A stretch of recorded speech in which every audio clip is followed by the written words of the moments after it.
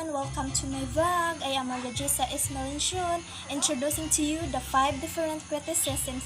So let's go! So, let us have Marxism, formalism, reader response, biographical, and archetypal. The primary conflict in the adventures of Huckleberry Finn is the main characters' attempt to find a new, better life for themselves, despite society's efforts to keep them locked in a single place and a set role. Huckleberry Finn wants to hide behind the world because he is a victim of his father's abuse. He refuses to let his father ruin his round of life by pulling him not up but down into the same cycle of destruction. Instead, he fixes death and sets out in search of freedom. He is able to continue to imagine himself as a bold adventurer instead of a scary child on the run from his violent father. However, at the end of the story, he realizes that he has to go home and face the consequences of his decisions. The Adventure is a novel that expresses that white people who conclude as upper class are more superior than black ones who belong to the lower class. Black people were defined as slaves who present to work for white people. They can also be sold like horses. Most of them are farmers. They should obey their owner in order to survive. They cannot get a good salary even though they work hard. It means that people don't have rights. Therefore, the workers are considered things and animals because they have no value in society. Whatever the position and experiences, black people are always inferior. That is the reason Zim, one of the main characters, struggles. He is a victim of oppression and exploitation. He struggles because he wants to be free, get a better life as a white person like Huck, and be equal. Jim feels inferior to the others because he is American. He is a man who has several desires such as having a good family, getting money, and living without discrimination. He reclaims his rights because the law does not provide them. The law belongs to the white people. On the other hand, Jim is not only the victim of the exploitation of black people. There are also many families who do not have a choice but to survive. That is why Jim's struggle is not only for himself but also for his family. He wants to ameliorate his family and get rid of slavery. Huckleberry Finn is written entirely in the vernacular of the characters, which makes the story intimate and casual but also requires careful reading. Huck, as the book's narrator, speaks in a friendly and uneducated style, often using slang and incorrect grammar such as no for any. At the same time, his detailed knowledge of the river and his extended. Huck's casual style of speaking to the reader proves engaging and inclusive, creating a sense of intimacy and trustworthiness in contrast to the many deceitful adult characters he encounters. From the novel's very first sentence, Huck addresses readers directly, inviting them into his tale whether or not they read the prequel. You don't know about me without having read a book by the name of The Adventures of Tom Sawyer. But that ain't no matter. Huck's use of the second person, you, imparts a feeling of familiarity that helps readers feel at ease with him, both as a character and as a narrator. Huck's casual style enables readers to identify with him and trust him, even when we see him deceiving other characters. This intimacy and trustworthiness become even more important when Huck, and by extension the reader, must choose between the laws of society and his own moral judgment.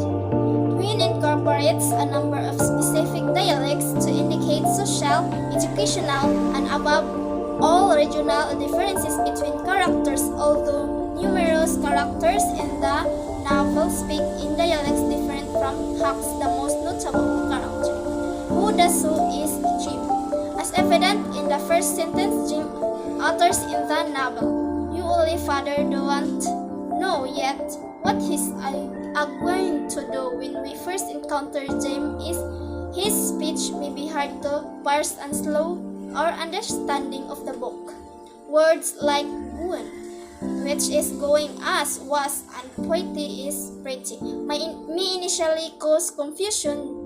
Jim's unique vocabulary marks him as a speaker of a dialect Twins calls the Missouri Negro dialect. In his explanatory note, however, once the reader becomes familiar with Jim's manner of speaking, his dialogue becomes easier to understand.